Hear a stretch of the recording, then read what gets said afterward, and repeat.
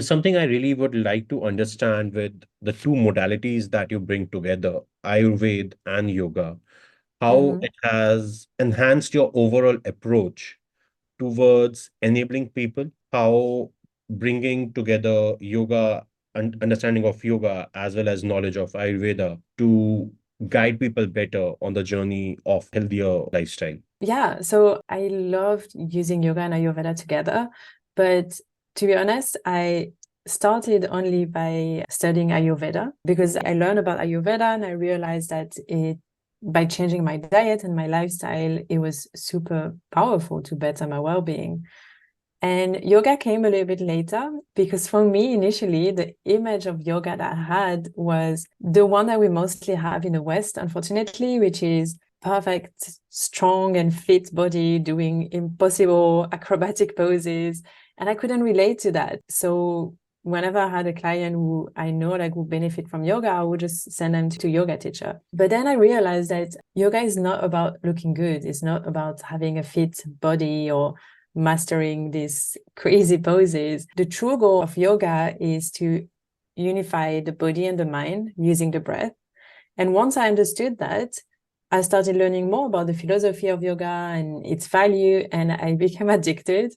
And for me, it makes perfect sense to do both yoga and Ayurveda together because yoga would be more for the mental body and Ayurveda more for the physical body. Mhm. So you can be a great yogi or yogini and still have health issues because you're not eating properly. Or on the contrary, you could eat the best food possible, but then not be mindful and connected to your breath and then have an erratic mind. So really combining the two disciplines together, for me, it offers a more complete approach to wellness. And that's really what I wanted to offer to my clients. Yeah. Mary, you also emphasized on the importance of breath. And I'm not sure if I'm going to be asking the right question, but yes, something just, makes me curious often. How is our breath or the prana related to the three doshas we talk in Ayurveda? So does the way we take, the way we breathe is going to impact any of our doshas out there? So since you bring both of them together, I thought I will ask this question. Yeah, and it's interesting that you're saying that because prana is the energy of the air, is the way you breathe. So it's connected to the element of the air, and air is connected to vata. Remember, vata is air and ether. And in Ayurveda, we say that vata is the dosha that is the most commonly imbalanced Hmm. because vata is mobile. Vata is people who are vata dominant might feel the stress and anxiety a little bit more. And we live in a society where, everything is moving so fast. And then, yeah, everything that we do is fast, fast, fast. We don't have time. So most of the clients that I receive in consultations, they have an imbalance of vata. The vata is way too high because of the environment that we live in. So reconnecting to your breath and slowing down your breath is actually going to help your vata to go down. So it's going to lower your stress, it's going to lower your anxiety. That's how prana is connected to Ayurveda as well. We use it in Ayurveda. Is the movement, if you have a blockage, then because vata is responsible for the movement, if vata is imbalanced, the movement is not going well, then it's going to impact all the other dosha, it's going to impact everything. So reconnecting to your breath with yoga is a really powerful tool to help balance your vata as well. Thanks a lot, for helping me understand that better. Mary, a lot of times, we have discussed on an individual front about, the benefits of yoga and Ayurveda. One of the majority of time that we as individuals spend is in corporates out there. So what are your thoughts around corporates bringing the power of yoga and Ayurveda at workplace for a healthier workforce and a productive workforce out there? I would love to see Ayurveda and yoga more prominent in the corporate setting because in corporate setting, stress and burnout is so common. I've been there, I've done a burnout before, I know how it is. And I can say that now it's changing a little bit. At least people are more aware of the importance of having a better work-life balance, for example. So I see some companies offering some yoga sessions at work. some meditation session as well. And I love that because I think it's not just about doing something for your body and your mind. Like they need to understand that, for example, meditation is so powerful. You know, when you take a short meditation session, maybe during your lunch break, it would really help you to reduce your stress and make your mind clearer. And when you sit down with your thoughts and you start meditating, you realize that it brings you answers. So you might have some issues at work and you don't really know what to do. Really, like, go sit down with yourself and meditate. It's really going to help you. It's going to make you feel calmer. Maybe if there's like a situation that is a little bit frustrating for you, do that as well. And I think it can also help employees to communicate better on their needs, on their issues, and therefore reduce burnout. Especially good for people who tend to overthink. So I love that all these companies are starting to implement that into the corporate setting, because I think it's an investment for sure, but employees will feel good at work, will stay longer, and they will work better. So for me, it's definitely a win-win situation. And there is a lot more that I think we could do, but it's good to see that at least it's slowly changing, and yoga and meditation has its own place in the corporate setting. Yep. As they often say that if you take care of employees, employees will take care of your business. Uh, Exactly. so that's very much, imperative nowadays with the way working hours have increased, commute hours have increased. It's not just about the working hours, but the commute hours. I know of stories where people commute at least 1.5 or 2 hours to the workplace.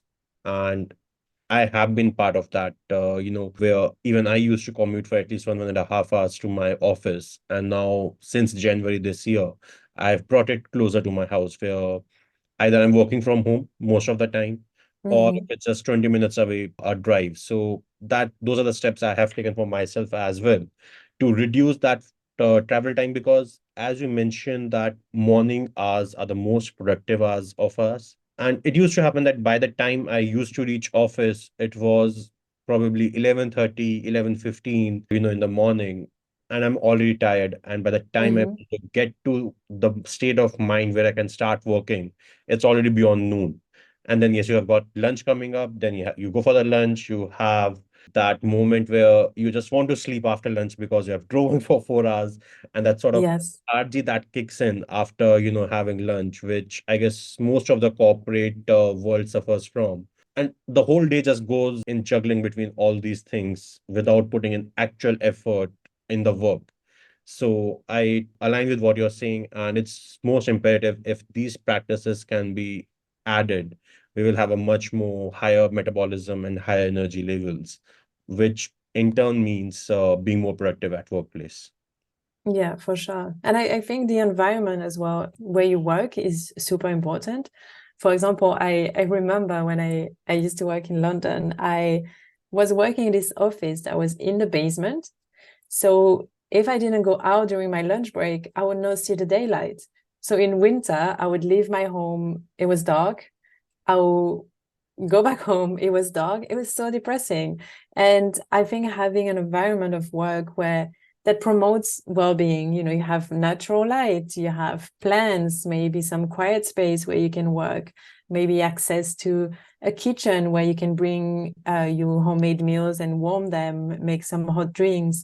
I think all of this as well is like tiny little changes, but that can really improve the way people work. Totally agree on that. And we were having a podcast with Maria Morris. She's based out of London, and she totally, shared the same thing, where she talks about the deficiency of vitamin N, the nature. We all are devoid of being in nature, which further leads to deficiency of vitamin D, which the only natural source is sun. We don't get exposed that much to sun. We are living, our offices are made of glass buildings, and all of it is just reflected back out.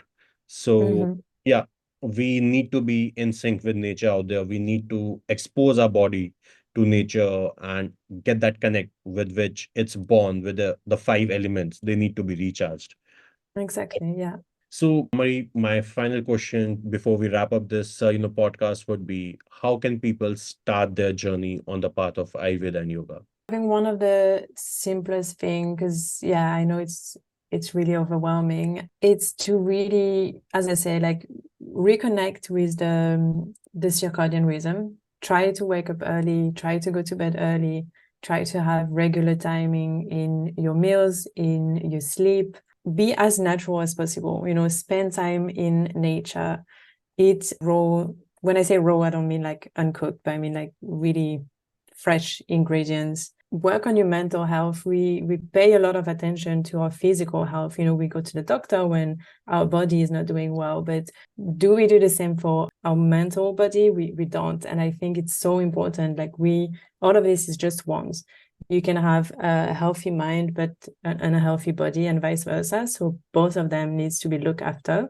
And one little self-care practice that I like to recommend to people, because it's so easy to do and I think it's really helpful, is to, when you wake up in the morning, clean your body, like clean your face, wash your hands, wash your feet, and then clean your tongue, because your body the whole night has been trying to remove all the toxin of your body. So when you wake up in the morning and go in front of the mirror and look at your tongue, you might see some white coating on Yep. your tongue. This is all the toxin that your body has been trying to get rid of during the night. So if you wake up and then you drink straight away, you're going to swallow all this toxin back into your body.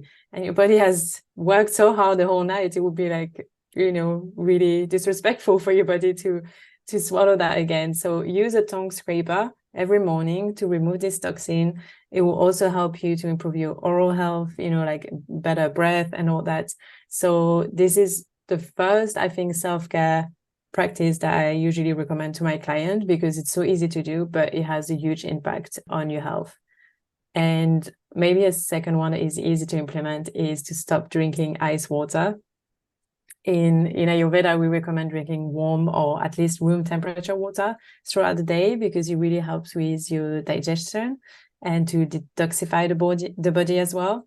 So just avoid ice. If it's hot outside and you want some refreshing drinks, you can add some mint or some coriander in your water, because these two spices will have a cooling effect on your body. But yeah, for me, doing the tongue scraper in the morning and not drinking ice water had a significant impact on my health. So that's the two that I usually recommend to start with. Totally aligned with this. It's been over 8 years that we have kept refrigerated water at house. Earthen pots over here in my house, and whatever the room temperature is able to get it, colder, we drink and consume that water only. With this, Mary, I would like to really thank you for coming on the podcast and sharing the powerful insights, you have shared with us today. Thank you so much, and thank you for providing a space to speak about all that and for people to learn about health. So thank you. Just doing my bit, just doing my bit. And for our listeners who are eager to explore this integrated approach, you can find more resources and Marie's contact details in the show notes. Remember, integrating yoga and Ayurveda into your life can lead to profound and holistic healing. Until next time, stay well and keep exploring the path to your optimal health. And remember, we are listening. Thank you.